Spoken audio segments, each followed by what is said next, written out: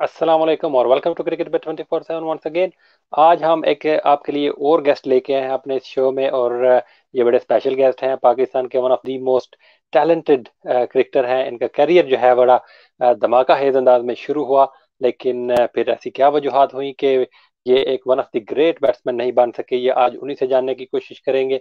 याद रहे कि इन्होंने अपने टेस्ट डेब्यू के ऊपर ही डबल सेंचुरी स्कोर कर दी थी। डबल सेंचुरी नहीं बल्कि ईच इनिंग्स हो इन्होंने स्कोर किए थे बांग्लादेश के अगेंस्ट अपने टेस्ट डेब्यू के ऊपर। और अर्ली 2000 में जब हमारे 90s के क्रिकेटर्स जो हैं वो रिटायर हो रहे थे, तो हमें एक ऐसा क्रिकेटर मिला जिससे हमने ये जाना और हमें ये उम्मीद हुई कि ये एक ग्रेट बैट्समैन बनेगा पाकिस्तान का। लेकिन उसके बाद क्या हुआ, इनका करियर क्यों परवान नहीं चढ़ सका उस तरह से जो इनसे उम्मीद की जा रही थी, वो आज इन्हीं से जानने की कोशिश करेंगे।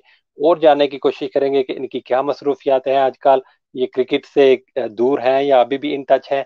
तो ये सारी चीजें आज हम यासर हमीद साहब से जानने की कोशिश करेंगे।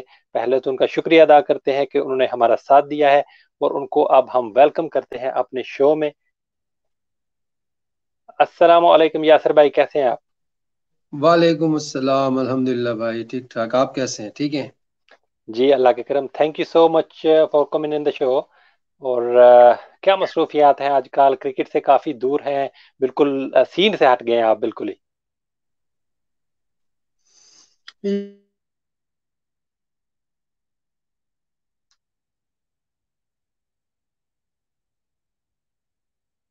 यार मैं कोशिश कर रहा हूँ कि कोई बस अभी स्पोर्ट्स की एक्टिविटी कर लेता हूँ। कोई एक आध ब्रांड है, उसको मैंने लॉन्च किया था पीछे, तो उसको मैं थोड़ा सा वो कर रहा हूँ, एक्सप्लोर कर रहा हूँ। फिर अपनी एकेडमी में स्टार्ट कर रहा हूँ, इंशाल्लाह विद इन 1 मंथ वो स्टार्ट हो जाएगी। और माशाल्लाह। बस अल्हम्दुलिल्लाह, अल्लाह का फजल है। अपने आप को एक्सप्लोर कर रहा हूँ, अपनी जो स्पिरिचुअलिटी को एक्सप्लोर कर रहा हूँ जरा। अपने देख अपने आप को जानने की कोशिश कर रहे हैं ना कि अल्लाह ताला हमसे क्या चाहता है, हमारी इस दुनिया में आने का मकसद क्या है। और इस तरह अपनी जरा पर्सनालिटी को एक्सप्लोर कर रहा हूँ, कोशिश कर रहा हूँ कि चीजें इंप्रूव करें जो हैं, तो इंशाल्लाह। माशाल्लाह माशाल्लाह, बहुत अच्छी चीज़ है। और क्रिकेट से आप किस तरह से अब कनेक्टेड हैं कि बिल्कुल नहीं है? पिछले सीजन हमने आपको कमेंट्री में देखा था डोमेस्टिक क्रिकेट के मैचेस के ऊपर। तो क्या कुछ कमेंट्री बॉक्स में आने का इरादा है या फिर कोचिंग वगैरह में आने का भी इरादा है? देखिए, ऑप्शंस तो मेरे लिए सारी ओपन है। और इट ऑल डिपेंड कि मैं किस चीज़ को चूज करता हूँ और उसमें परसू करता हूँ। लेकिन मैं इन सब चीज़ों को जो है थोड़ा थोड़ा अभी मैं टेस्ट कर रहा हूँ और चेक कर रहा हूँ, क्योंकि क्रिकेट कमेंट्री भी एक स्पोर्ट्समैन क्रिकेटर के लिए, वो उसके लिए उसका रिलेशन होता है उससे भी, क्योंकि हम गेम को समझते हैं, उस पर बात कर सकते हैं। अगर इसको मैं परसू कर सका तो आई विल डू दैट। और इसके अलावा कोचिंग भी एक ऑप्शन है। अभी मैं अपनी एकेडमी स्टार्ट कर रहा हूँ, उसमें होपफुली मैं बच्चों को ट्रेन करूंगा, तो इसमें भी अपना टेम्परामेंट डेवलप करूंगा। और वैसे भी 20-22 साल क्रिकेट खेली है, फर्स्ट क्लास क्रिकेट। तो काफी सारे यंगस्टर्स जो हैं वो हमारे सामने ही आए हैं, जो भी माशाल्लाह पाकिस्तान को रिप्रेजेंट भी कर रहे हैं, टीम में भी खेल रहे हैं। तो उनके साथ ऑन एंड ऑफ बंदा बात करता है, काम करता है ड्यूरिंग द प्लेइंग डेज। तो वो तो मैं ऑलरेडी काफी अरसे मैंने की है वो चीज, ऑलमोस्ट जिसे आप कह सकते हैं मेंटोरिंग। वो मैंने 4 से 5 साल की है, मैंने अपनी ZTBL से जब मैं खेलता था। तो बाबर हम्म। आजम और शर्जील, हारिस सुहेल, शाहिद यूसुफ, काफी सारे यंगस्टर थे जिसमें 2-3 पाकिस्तान भी खेले और अभी भी खेल रहे हैं माशाल्लाह रेगुलर। तो ये रेगुलर मेरी टीम में हम खेलते थे, एक ही टीम में खेलते थे। तो 2-3 साल ये रेगुलर खेले मेरे साथ। तो इनकी मैंने अल्हम्दुलिल्लाह इनके साथ बात मेंटोरिंग, यही होता है कि आपसे वो बात कुछ पूछते हैं तो आप बताते हो। कोई चीज आपको नजर आती है कि यार आप ये चीज अच्छी कर लो, तो जरूरी नहीं है कि आप हर चीज को शो ही करो और आप आगे मीडिया को बताओ या लोगों को बताओ कि यार मैंने हारिस को ये चीज बताई थी, या मैंने शर्जील को ये चीज बताई थी, या मैंने बाबर आजम को ये चीज बताई थी। तो वो एक वो कहते हैं ना, इसमें शो ऑफ में आ जाता है। लेकिन अल्लाह ताला को पता है कि मतलब मैं जहाँ पे भी मैंने खेला है, तो मैं कोशिश की है कि यंगस्टर्स को जो मुझसे हो सके मैं जरूर उनके साथ बात करता हूँ, अच्छे अखलाक से पेश आता हूँ, अच्छे एटीट्यूड से मैंने उनके साथ टाइम गुजारा है। अभी भी वो मुझे याद करते हैं, बड़े प्यार से याद करते हैं, जहाँ पे मिलते हैं बड़े प्यार से मिलते हैं। मेरे ख्याल से दिस इज इनफ। और जहां तक आपने बात की है कि क्रिकेटिंग में क्या किया है क्या नहीं किया, तो वो एक डिफरेंट स्टोरी है, उस पर फिर बात। तो शुरू से आ जाते हैं जी, जिस तरह से आपका टेस्ट क्रिकेट में डेब्यू हुआ और क्या शानदार आपने एक धमाका हेज एक जो है वो एंट्री मारी थी टेस्ट क्रिकेट में। और उस वक्त ये कहा जा रहा था कि पाकिस्तान को 90s के सुपरस्टार्स के बाद एक और ऐसा सुपरस्टार मिलने जा रहा है जो पाकिस्तान को लंबे अरसे तक जो है वो सर्व करेगा। तो फिर ऐसा क्या हुआ कि आपका करियर जो है वो ऊपर जाने के बजाय नीचे आता गया, और शायद आपको उस तरह से कंसिस्टेंट चांसेस भी नहीं बाद में दिए गए। और 2007 में आपने अपना आखिरी वनडे मैच खेला, और फिर 3 साल के गैप के बाद आपको इंग्लैंड के टूर के ऊपर बुलाया गया, और सिर्फ वहां आप एक ही टेस्ट मैच शायद खेल पाए। तो क्या ऐसा रीजन बना कि जिसकी वजह से आप, जिस तरह अभी बाबर आजम के बारे में बात हो रही है वैसे ही आपके बारे में उस वक्त बात होती थी, तो क्या ऐसा रीजन है जिसकी वजह से आपका करियर जो है वो उस तरह से परवान नहीं चढ़ सका जितना आप में टैलेंट था? बड़ा अच्छा सवाल किया आपने, और मेरे ख्याल से 50% आंसर आपने इसमें दे भी दिया है, खुद भी दे दिया है।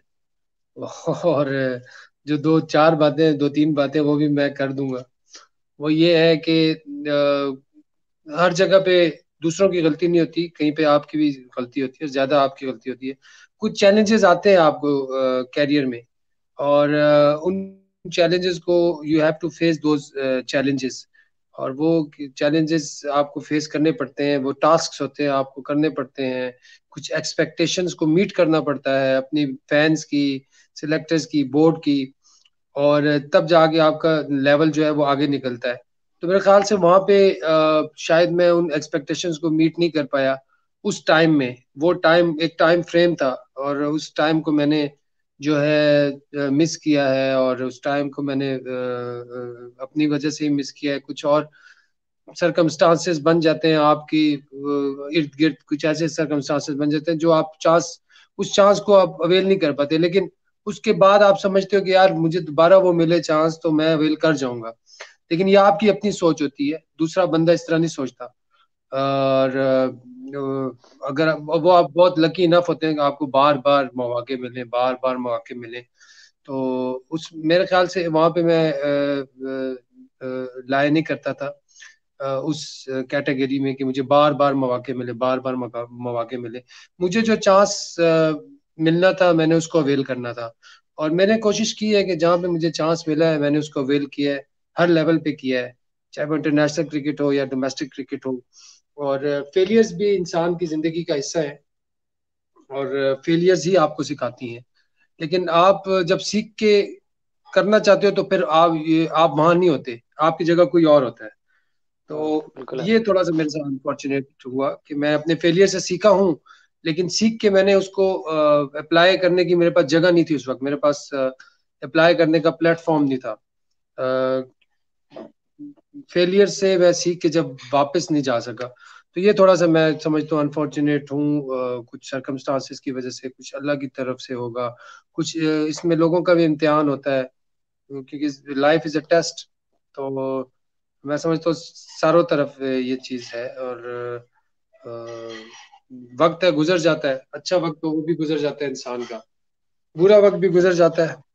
बेहतर यही है, इंसान के लिए बेहतरीन यही होता है कि जो वक्त भी हो उस पे अल्लाह का शुक्र अदा करे, उसको एंजॉय करे, अच्छा हो बुरा वक्त हो, और उसको फाइट करे अच्छे तरीके से, the way we have been taught by the elders, और बाय अवर रिलीजन और ह्यूमैनिटी, जिस तरह भी है हमारा कल्चर है, जो भी आप नाम दे सकते हो। तो जिस तरह की क्राइटेरिया है उस क्राइटेरिया के मुताबिक लाइफ को गुजारना चाहिए। बिल्कुल ऐसे ही है।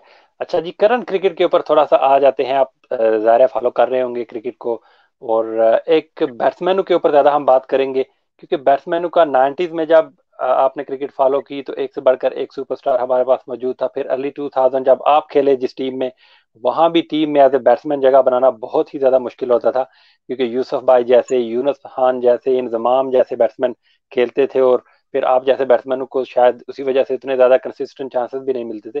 तो अब की जो हमारी बैटिंग लाइनअप है, उसमें सिर्फ एक बैट्समैन हमें नजर आता है जो उस कैलेबर का है, जिसे हम रिलेट कर सकते हैं अपने ग्रेट बैट्समैनों के साथ। तो उनके अलावा आपको क्या ऐसा रीजन लगता है कि क्या हमारे डोमेस्टिक से उस तरह से जो बैट्समैन है वो प्रोड्यूस आर क्यों नहीं हो पाते? देखिए इतना मुश्किल नहीं है। अभी हमें एक दो बैट्समैन अच्छे मिले हैं, जिस तरह आप बाबर आजम की बात करते हैं तो बाबर आजम कंसिस्टेंट है, टेक्निकली भी अच्छा है, ब्रेन भी अच्छा है उसका, एग्जीक्यूशन भी अच्छी है, एप्लीकेशन भी अच्छी है, और इसके साथ साथ वो आगे की तरफ बढ़ रहा है। लेकिन उसको चाहिए कि साथ साथ अपने साथ और प्लेयर्स को भी सेट करता रहे। ये उसके लिए जितने अच्छे प्लेयर्स सेट होंगे उतना अब उसको भी फायदा है। और बाकी जो भी जितने भी सेटल बैट्समैन होते हैं वो उनको हमेशा से ये हुआ है कि उन्होंने अपने गिर्द दो तीन प्लेयर्स अच्छे सेट किए हैं। तो मेरे ख्याल से जो टीम में सेट करते हैं वो आपको, कोई भी टैलेंटेड प्लेयर जब आता है, जब टीम में सेट होता है तो वो प्लेयर ही हेल्प करते हैं उसकी। कोच का भी होता है हाथ, लेकिन जो प्लेयर्स अंदर खेल रहे होते हैं 11 प्लेयर्स, उसकी जो सपोर्ट होती है उस नए प्लेयर के लिए बहुत जरूरी है।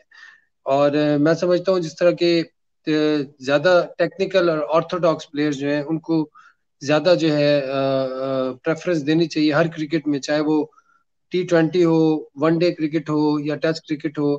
क्योंकि वो आप आपको प्रेशर देखें फिर नहीं आता जब आपकी टेक्निक अच्छी होती है। आपको आपकी टीम पे भी प्रेशर नहीं आता, आपकी मैच पे भी प्रेशर नहीं आता, आपकी बोर्ड पे भी प्रेशर नहीं आता। चीजें स्मूथली जाती हैं, ठीक है, एक एक रास्ता बन जाता है और उस पे आप मंजिल की तरफ रवा दवा होते हो, जिस तरह आप एक टारगेट को चेस कर रहे हो। लेकिन उसका तरीका ये है कि आप तरीके से खेलो, मेथड होना चाहिए। बैट्समैन के बारे में यही मैं कहूंगा कि जब आप बाउंड्री मारते हैं, चाहे वो जो भी क्रिकेट हो, उसके बाद आप फौरन सिंगल लेने के लिए जाओ। तो उससे क्या होगा, स्ट्राइक भी रोटेट होती है और आपके पार्टनर को भी एक कॉम्प्लीमेंट मिलता है कि यार ये चौका मार के सिंगल दे रहा है, मुझे भी खेलने के लिए दे रहा है। तो वो डोमिनेंस जो है ना वो अलहदा है, और टीम वर्क अलहदा, बहुत सारी चीजें डेवलप होती हैं इसमें, एक प्लेयर भी डेवलप होता है।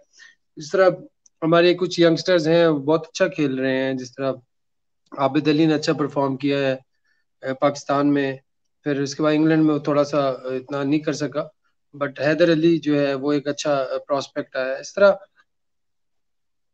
आप ऐसे प्लेयर्स को जरूर प्रेफर करें जो कि टेक्निक पे ज्यादा उनका फोकस होता है। जब वो खेलते हैं तो उनकी शॉट्स इजी ऑन आईज हों और एफर्टलेस खेलें। तो ऐसे प्लेयर्स जो हैं बहुत ज्यादा एक स्ट्रेंथन करते हैं एक बॉन्ड को, टीम टीम बॉन्ड बनाते हैं। उनको देख के इंस्पिरेशन मिलती है, फैंस को भी मिलती है, टीम मेट्स को भी मिलती है। तो मेरे ख्याल से इस कल्चर को हमें जो है बहुत ज्यादा प्रोड्यूस करना है और इस कल्चर को हमें डेवलप करना चाहिए। बिल्कुल ऐसा ही है। अगर आप इंडिया की बैटिंग लाइनअप को देखें तो उनके सभी बैट्समैन जो हैं वो नॉर्मल क्रिकेट ही खेलते हैं, ओल्ड फैशन क्रिकेट ही खेलते हैं, लेकिन पॉजिटिव अप्रोच के साथ खेलते हैं। तो आपके जो मेरिट के ऊपर आप जब तक खेलते जाते हैं एज ए बैट्समैन, तो फिर वो आपकी सक्सेस जो है वो इजी हो जाती है। तो हमारे कई बार ऐसा देखने को मिलता है कि हमारे बैट्समैन पावर हिटिंग की जहां लैक अप करते हैं, तो रीजन शायद वहाँ ये लगता है कि हर बॉल को वो मिड विकेट के ऊपर मारना चाहते हैं, कि मेरिट के ऊपर थोड़ा सा कम हमारे बैट्समैन खेलते हैं। जी वही मैं आपको यही कह रहा हूँ ना। देखें अब आप अगर अच्छे प्लेयर्स जो भी होंगे वो हर तरफ खेल लेते हैं, ठीक है। और कुछ प्लेयर्स होते हैं, इस तरह फखर जमान है। फखर जमान एक, आप कह सकते हो, या शर्जील खान है। ये लोग हैं थोड़े पावर हिटर हैं, ठीक है।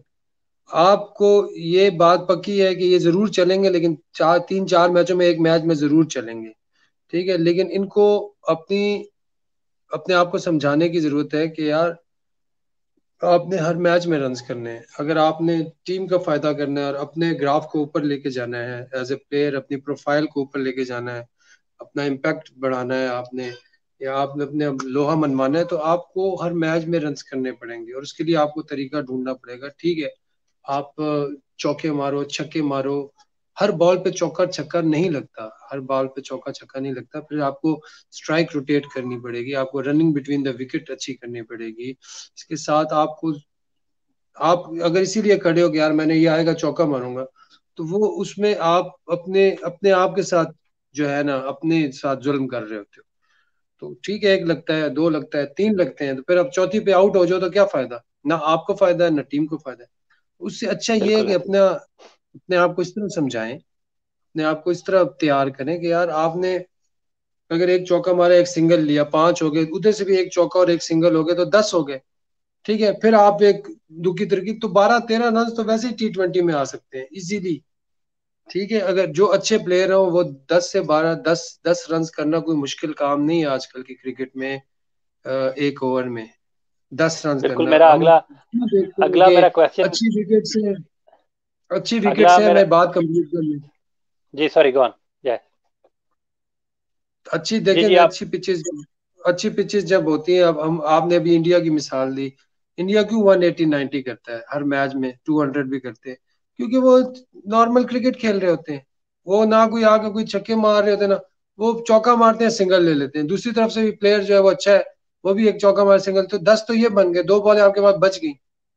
ठीक है, तो इस तरह खेलें, इस तरह। जी, अब आप बात करें। जो क्वेश्चन मेरा अगला कुछ इसी से रिलेटेड था कि कितनी आसान हो चुकी है क्रिकेट अब कंपेयर टू योर एरा, जब आप खेले अर्ली 2000 में, और 90s वाला एक दौर चला आ रहा था और वही माइंडसेट था, लेकिन बॉलिंग लाइनअप किस तरह से स्ट्रांग हुआ करती थी, और अब क्या डिफरेंस आया है आपकी नज़र में इंटरनेशनल सर्किट के ऊपर, और कितनी आसान हो गई है बैट्समैन के लिए क्रिकेट? देखिए, वो तो सब ऑब्वियस ही है, क्योंकि T20 क्रिकेट ने बिल्कुल ऑल टुगेदर सिनेरियो चेंज कर दिया ना गेम का। और जो इसकी जो T20 से आपका सारे डायनामिक्स ही चेंज हो गए हैं, स्पेशली बैट्समैन के। क्योंकि विकेट्स और भी अच्छी कर दी हैं उन्होंने। सर्कल जो है वो 5 का हो गया है, काफी सारी चीजें जो बैट्समैन के फेवर में। तो हमने भी जब स्टार्ट किया था तो उस वक्त इन चीजों पे इतना फोकस नहीं होता था कि आप जो है जाके मारे। हमें यही होता था कि यार आपने नया बॉल निकालना है। ठीक है, क्योंकि बॉलर्स बॉलर्स की क्वालिटी भी बहुत अच्छी होती थी। आप अगर मैं आपको डोमेस्टिक में ऐसे बॉलर्स के नाम बताऊं कि वो किसी भी टीम के लिए इंटरनेशनल खेल सकते थे, लेकिन अनफॉर्चुनेटली पाकिस्तान के लिए इसलिए नहीं खेल पाए कि उस वक्त वसीम भाई और वकार भाई और शुएब अख्तर टॉप जो थे, ये हमारी बॉलिंग लाइन होती थी। तो इसमें जगह बनाना उनके, जिस तरह साजिद शाह एक बॉलर थे, कबीर खान थे, उन्होंने 114 आउट किए हुए हैं डोमेस्टिक में। ठीक है, और इसके अलावा जाफर नजीर एक बॉलर थे, फजले अकबर थे। ये ऐसे बॉलर्स थे कि अगर आप इनको इंटरनेशनल कराओ तो 20 30 40 50 टेस्ट इनके लिए खेलना कोई मुश्किल नहीं था। लेकिन जब वसीम अकरम और वकार जैसे एक एंड से बॉल बॉल कर रहे हो तो आपके लिए टीम में जगह बनाना मुश्किल होती है। तो हमारी डोमेस्टिक में भी ऐसी बॉलिंग होती थी कि जहां पे आपने उस नए बॉल को स्पेशली करके निकालना होता था कि यार ये नया बॉल है, इससे हमने बचना है, अपनी विकेट बचानी है, फिर उसके बाद रन करने हैं। अब तो आप अल्लाह भला करे, पहली बॉल से ही दे मार और 4.5 शुरू हो जाओ। इधर मार उधर मार, ना स्विंग हो रहा है, ना कोई बॉलिंग में आपको क्वालिटी नजर आती है इतनी। ठीक है, जो थोड़ा सा अच्छा होता है, मतलब दिस इज गुड, चले उनकी किस्मत अच्छी है। जो थोड़ा सा अच्छा होता है वो पाकिस्तान खेल जाता है, थोड़ा सा नजर आता है उसको ऊपर खिला देते हैं। अपॉर्चुनिटीज बहुत ज्यादा हो गई हैं। पहले एक टीम होती थी और वो प्लेयर 3 4 सीजन में जाके कहीं परफॉर्म टॉप करता था, फिर जाके उसका कैंप में नाम आता था। ये सिचुएशन होती थी। अब आप 2 मैचेस में रन कर लो तो आप T20 की टीम में आ जाएंगे। एक टूर्नामेंट अच्छा खेल लो, आप PSL की टीम में आ जाएंगे। तो अच्छी बात है, क्रिकेट जो है वो प्रोफेशनल हो रही है। और ये बच्चे अब इसे करियर समझ रहे हैं। पहले तो हम प्राइड के लिए खेलते थे, भाई पाकिस्तान खेलना है, दैट्स इट, पाकिस्तान को रिप्रेजेंट करना है। तो आई एम श्योर वो प्राइड अभी भी है, लेकिन अब साथ साथ लड़कों ने इसको कैरियर भी बनाया हुआ है। स्टडीज छोड़ रहे हैं लड़के, अपनी क्रिकेट की तरफ आ रहे हैं, which is very good sign, बहुत अच्छी साइन है। लेकिन अगर हमारे आप एरा को और इस एरा को अगर आप कंपेयर करें तो दिस इज द मेन, मेरे ख्याल से कि उस वक्त टैलेंट स्पेशली बॉलिंग में और बैटिंग में भी बहुत ज्यादा होता था। हर जगह पे मतलब आपको हर टीम में 2 3 प्लेयर ऐसे नजर आते थे कि यार आप कह सकते थे कि यार ये इजीली पाकिस्तान के लिए भी खेल सकता है और परफॉर्म भी कर सकता है। तो बस अपॉर्चुनिटीज की बात थी, किसी को मिल जाती थी अपॉर्चुनिटी, अल्लाह की तरफ से किस्मत में होता है जो, तो वो होके रहता है। अच्छा जी, आप आ जाते हैं ज़रा करंट जो डोमेस्टिक क्रिकेट है, बहुत ज़्यादा चर्चे हो रहे हैं जी, आया दिन कोई ना कोई प्रेस कॉन्फ्रेंस आ रही है पीसीबी की तरफ से भी, और नया एक स्ट्रक्चर आ गया है, 6 टीमें आ गई हैं, नेशनल T20 कप शुरू होने वाला है।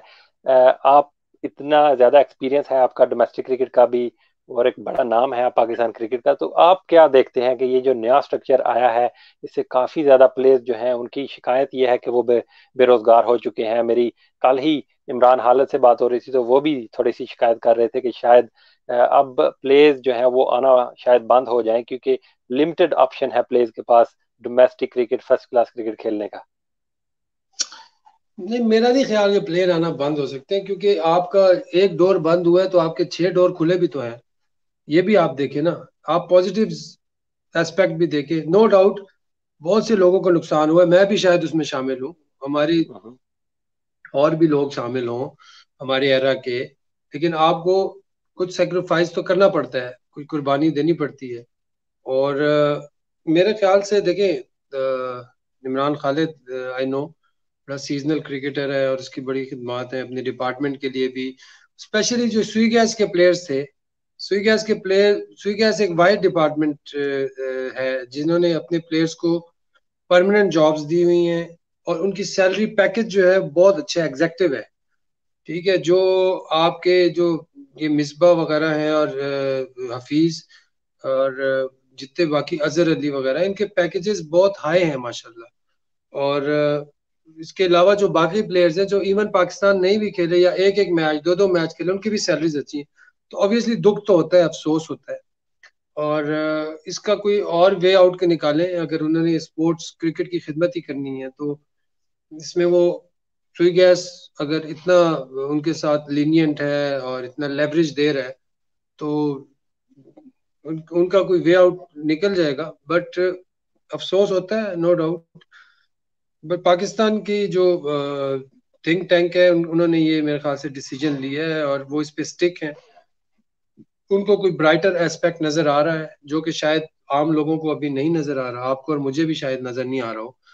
बट फ्यूचर में जो बच्चे, मैं आपको ये कह रहा हूँ कि कैरियर के तौर पे लेना चाहते हैं, तो उनके लिए अपॉर्चुनिटीज होंगी, डेफिनेटली होंगी, क्योंकि फ्रेंचाइज क्रिकेट भी है, फ्रेंचाइज और भी टीमें बढ़ेंगी पीएसएल में। एक साल दो में एक दो फ्रेंचाइजेस और हो जाएंगी। फिर साथ पीसीबी जो है वो अपने कोई फाइनेंसेस को इस तरह इम्प्रूवमेंट ला रहे हैं, जो कि at the end of the day मेरे ख्याल से अल्टीमेटली प्लेयर्स को ही फायदा होगा उसका। तो होपफुली कि इंशाल्लाह सारी चीजें वक्त के साथ साथ रियलाइज होंगी और बेटर होती जाएंगी।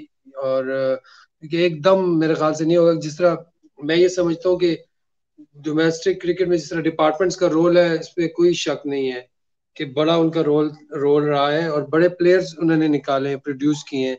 और डिपार्टमेंट का एक ऐसा प्रेशर होता था, मैं आपको बता नहीं सकता, कि वो इस तरह लगता था हमारे आपके सर पे बंदूक रखी हुई है, परफॉर्म करना नहीं करना तो डिस इस तरह भी होता था। और मतलब प्रेशर, क्योंकि आपकी जॉब स्टेक पे होती थी यार, आपने परफॉर्म किया ठीक है, नहीं तो आपको नौकरी से निकाल। तो इस किस्म के प्रेशर्स एट टाइम्स अच्छे भी होते हैं और एट टाइम्स ये बुरे भी होते हैं इंसान के साइकोलॉजी के लिए।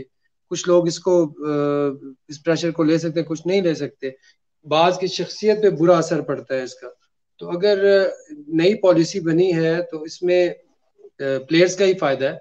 तो उस सर्कल में आने के लिए बस ये है कि पूल थोड़ा शॉर्ट हो गया तो उसमें थोड़ी मेहनत जो है वो ज्यादा चाहिए। लेकिन उसके बाद जो सेकंड टीयर है उसमें भी इस तरह की अपॉर्चुनिटीज रखनी चाहिए। बिल्कुल ऐसे ही है। तो नेशनल T20 कब शुरू होने वाला है जी? अभी 30th ऑफ सितंबर से शुरू होने वाला है। तो आपने ये क्या देखी है टीम्स वगैरह? आपको क्या लगता है कि कौन सी टीम जो है वो स्ट्रांग लग रही है? अभी तो पीसीबी की तरफ से बहुत अच्छे इकदाम भी किए गए हैं कि डोमेस्टिक क्रिकेट जो है उसको, उसकी कवरेज जो है वो इंटरनेशनल स्टैंडर्ड की कराई जाएगी। तो इन सारी चीजों को आप किस तरह से देखते हैं? आपकी मुझे आवाज बहुत कम आई है, इस मैं बीच में मेरी कॉल आ रही थी, सॉरी। तो उसके बाद थोड़ी आवाज जो चले, है वो कम हो गई है। जी मेरा थोड़ा क्वेश्चन ऊंचा ये था बोल कि, लें और ये लास्ट क्वेश्चन कर लेते हैं, क्योंकि फिर मैंने कहीं जाना है तो। जी बिल्कुल जी, मेरा क्वेश्चन ये था कि जिस तरह से पाकिस्तान क्रिकेट बोर्ड जो है अब हाई डेफिनेशन क्वालिटी की तरफ पे अब डोमेस्टिक क्रिकेट को टेलीवाइज करेगा, नेशनल T20 कब से आगाज होने वाला है। तो ये एक कितना अच्छा कदम है पाकिस्तान क्रिकेट बोर्ड का? और नेशनल T20 कप के हवाले से आपका क्या कहना है कि कौन सी टीम आपको जो है वो स्ट्रांग लगती है? अच्छा जी, मैं समझ गया आपका क्वेश्चन। ये तो बहुत अच्छा इकदाम है। जो टेलीवाइज करते हैं, इससे प्लेयर को कॉन्फिडेंस मिलता है। जब प्लेयर अपने आप को देखता है खेलते, अपनी परफॉर्मेंस देखता है, अपना चर्चा सुनता है, तो जाहिर बात है उसका कॉन्फिडेंस लेवल जो है वो ऊपर आता है। और डोमेस्टिक में जिस तरह ये नेशनल T20 है, 6 टीमें हैं और बड़े लिमिटेड प्लेयर्स खेल रहे हैं। जिस तरह पहले T20 में 12-13 टीम्स होती थी, तो उसमें नजर आना बहुत मुश्किल होता था, लेकिन इसमें बड़ी लिमिटेड टीम्स हैं। इसमें जो प्लेयर्स खेल रहे हैं मेरे ख्याल से उनको परफॉर्म करके नजर आना इतना मुश्किल नहीं है। रोज अगर टीवी पे आ रहा है मैच, तो दिस इज वेरी गुड और अच्छा साइन है, क्योंकि नेशनल T20 का डायरेक्ट जो ताल्लुक है वो पाकिस्तान सुपर लीग से है। और इसमें डेफिनेटली जो लड़के परफॉर्म करते हैं वो कंसिडरेशन में आते हैं सुपर लीग की, PSL की, और फिर T20 के भी कंसिडरेशन में आते हैं। और लकीली प्लेयर्स के लिए जो इसमें परफॉर्म करता है वो इवन पाकिस्तान की रिप्रेजेंटेशन के लिए भी आता है। और सारे वही लड़के खेल रहे होते हैं जिसमें बहुत मेरे ख्याल से 10% टू 15%, 20% ऐसे प्लेयर्स होते हैं जो नए होते हैं। बाकी 80% वही प्लेयर्स होते हैं जिनको आप सीजनल वाइज देख रहे होते हो 3-4 सीजन से। तो उनका पूल बना होता है प्लेयर्स का, तो जो परफॉर्म करता है जाहिर बात है वो अपग्रेड हो जाता है, जो नहीं करता वो थोड़ा डाउन होता है। तो ये एक अच्छा कंपटीशन है, हेल्दी, और मजा आएगा T20 देखने का भी इंशाल्लाह। जी thank you very much Yasir भाई, आपने टाइम निकाला और हमारे शो में आप आए। उम्मीद है कि आपकी जो भी फ्यूचर प्लानिंग है वो सक्सेसफुल हो और अल्लाह आपको आने वाली ज़िंदगी में आसानियां पैदा करे। और इंशाल्लाह आपसे फिर बात होती रहेगी। Thank you very much for coming in the show. और यहीं अगर आपका कोई आखिरी मैसेज हो तो आप दे सकते हैं और फिर हम वाइंड अप कर देते हैं। ओके जी, अल्लाह हाफिज जी। थैंक यू वेरी मच, आपका भी बहुत शुक्रिया जहांगीर बाबर, आपने मुझे शो पे बुलाया और अच्छा लगा आपसे बात करके। Thank thank you very much जी, थैंक यू यासिर भाई, यू। थैंक यू जी। ये थे यासिर हमीद साहब, इनका बहुत शुक्रिया, इन्होंने टाइम निकाला हमारे इस शो के लिए, आपने इनकी बातें सुनी। और अब आपसे रिक्वेस्ट है कि आप हमारे फेसबुक पेज को लाइक कर लें और हमारे यूट्यूब चैनल को सब्सक्राइब कर लें, ताकि आप ऐसे ही लेटेस्ट इंटरव्यूज और लेटेस्ट क्रिकेट अपडेट्स हासिल करते रहें। Thank you very much for watching. Allah Hafiz.